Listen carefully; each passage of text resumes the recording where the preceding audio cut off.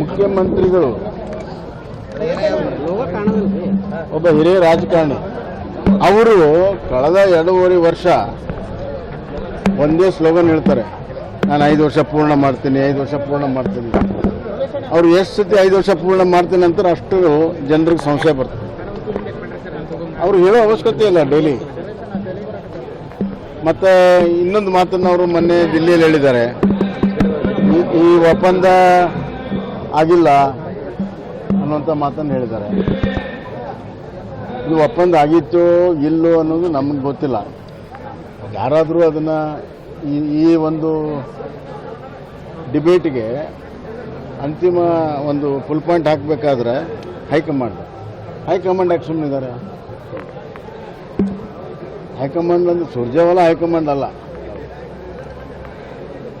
ರಾಹುಲ್ ಗಾಂಧಿಯವರು ಅಥವಾ ಖರ್ಗೆ ಅವರು ಯಾವುದೂ ಒಪ್ಪಂದ ಆಗಿಲ್ಲ, ಅವ್ರು 5 ವರ್ಷ ಇರ್ತಾರೆ ಅಂದರೆ ಇಲ್ಲಿ ಮುಗಿದು ಹೋಗ್ತದೆ.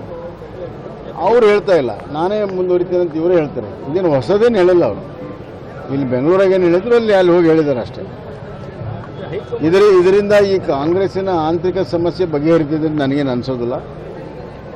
ಇದು ಹಿಂಗೇ ಇರ್ತದೆ. ನಮಗೆ ಕಾಡ್ತಿರುವಂಥ ಪ್ರಶ್ನೆ, ಅವ್ರು ಯಾರಾದರೂ ಮುಖ್ಯಮಂತ್ರಿ ಮುಂದುವರಿಲಿ, ಇನ್ನೊಬ್ಬರಾಗಲಿ, ನಮ್ಗೆ ಸಮಸ್ಯೆ ಇಲ್ಲ. ಬಟ್ ಕರ್ನಾಟಕದ ಆಡಳಿತ ಸಂಪೂರ್ಣವಾಗಿ ಹದಗೆಟ್ಟೋಗಿದೆ. ಇವ್ರ ಟ್ಯಾಕ್ಸ್ ನಮ್ಮ ಕುರ್ಚಿ ಉಳಿಸ್ಕೊಳ್ಳೋ ಸಲುವಾಗಿ ಇವರೆಲ್ಲ ಸರ್ವ ಪ್ರಯತ್ನಗಳಿದೆ ಹೊರತಾಗಿ ರಾಜ್ಯದ ಜನರ ಅಭಿವೃದ್ಧಿ ಆಗಲಿ ಅಥವಾ ಅವ್ರ ಸಂಕಷ್ಟದಲ್ಲಿ ಸಿಕ್ಕಾಗ ಅವ್ರಿಗೆ ನೆರವು ಮಾಡುವಂಥದ್ದಾಗಲಿ ಯಾವುದೇ ರೀತಿಯ ಕೆಲಸ ಕಾರ್ಯಗಳು ನಡೀತಾ ಇಲ್ಲ. ಅಧಿಕಾರಿಗಳು ಸಂಪೂರ್ಣ ನಿಷ್ಕ್ರಿಯಾಗಿದ್ದಾರೆ. ಭ್ರಷ್ಟಾಚಾರ ತುಳುಕ್ತಾ ಇದೆ. ಕರ್ನಾಟಕದ ಜನ ಇಡೀ ಶಾಪ ಹಾಕ್ತಾ ಇದ್ದಾರೆ.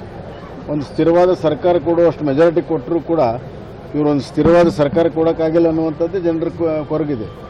ಸಮಯನೇ ಇಲ್ಲ. ತಮ್ಮ ಕುರ್ಚಿ ಉಳಿಸ್ಕೊಳ್ಳೋ ಸಲುವಾಗಿ ಅವ್ರು ಏನು ಗುದ್ದಾಟ ಮಾಡ್ತಾ ಇದ್ದಾರೆ. ಅವ್ರಿಗೆ ಸಮಯನೇ ಇಲ್ಲ. ಜನರ ಬಗ್ಗೆ ಕಾಳಜಿನೇ ಇಲ್ಲ.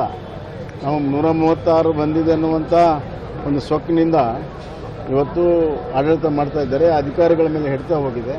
ಕಾನೂನು ಸುವ್ಯವಸ್ಥೆ ಸಂಪೂರ್ಣ ಕೆಟ್ಟೋಗಿದೆ. ಎಲ್ಲ ಕಡೆ ಸಮಸ್ಯೆಗಳು ಉದ್ಭವ ಆಗಿದೆ. ಹೆಲ್ತ್ ಸಮಸ್ಯೆ ಆಗಿದೆ.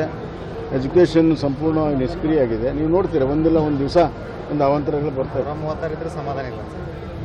136 ಆರಿಸಿ ಬಂದು ಅವ್ರ ಸ್ಥಿತಿ 36 ಆಗಿದೆ.